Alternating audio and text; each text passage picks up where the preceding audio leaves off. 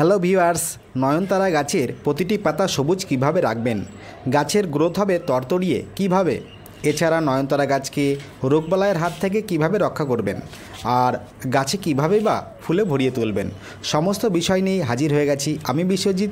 আর আপনারা দেখছেন আপনাদের প্রিয় চ্যানেল বিপ্র গার্ডেন। আজকের ভিডিওটি নতুন বাগানীদের জন্য খুবই গুরুত্বপূর্ণ হতে চলেছে, তাই বলতে পারি সম্পূর্ণ ভিডিওটি মন দিয়ে শেষ পর্যন্ত দেখতে থাকুন। তার আগে বলবো, আপনি যদি আমার এই চ্যানেলটিতে প্রথম এসে থাকেন তাহলে এই রকম টিপসমূলক ভিডিও আরও পেতে চ্যানেলটিকে সাবস্ক্রাইব করে সঙ্গে থাকবেন।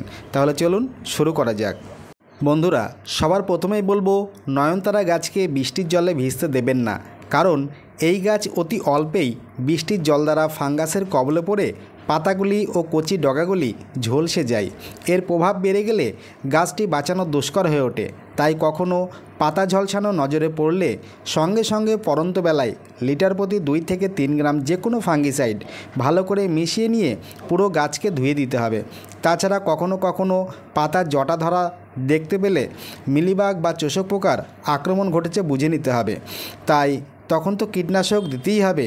তাই যাতে এগুলি গাছে না আসতে পারে তার জন্য নিয়মিতভাবে 10 দিন অন্তর অন্তর একবার নিম তেল স্প্রে করে রাখতে হবে, অবশ্যই পরন্ত বেলায়।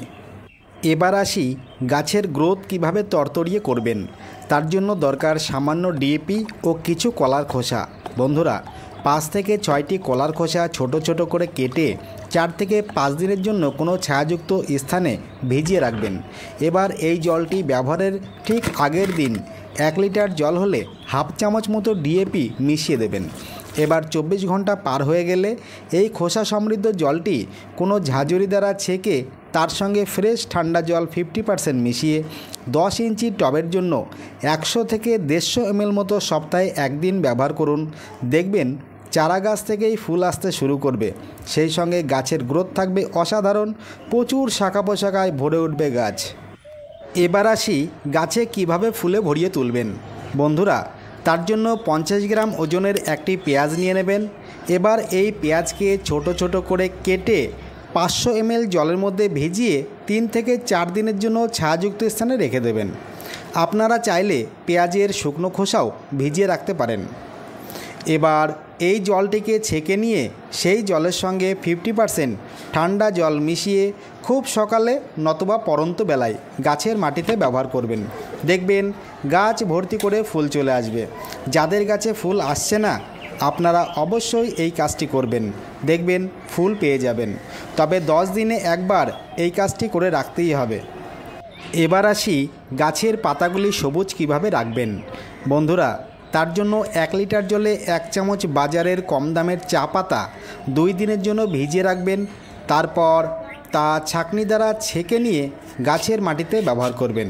দেখবেন প্রতিটি পাতা সবুজ থাকবে, গাছ হবে খুব সুন্দর হেলদি। তাহলে বন্ধুরা, আজ এই পর্যন্তই। পরের কোনো ভিডিওতে আবার দেখা হবে। সকালে ভালো থাকবেন, সুস্থ থাকবেন।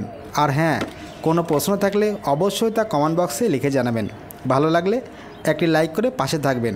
সবার শেষে আবারও বলি, এই রকম টিপসমূলক ভিডিও আরও পেতে চ্যানেলটিকে সাবস্ক্রাইব করে সঙ্গে থাকবেন।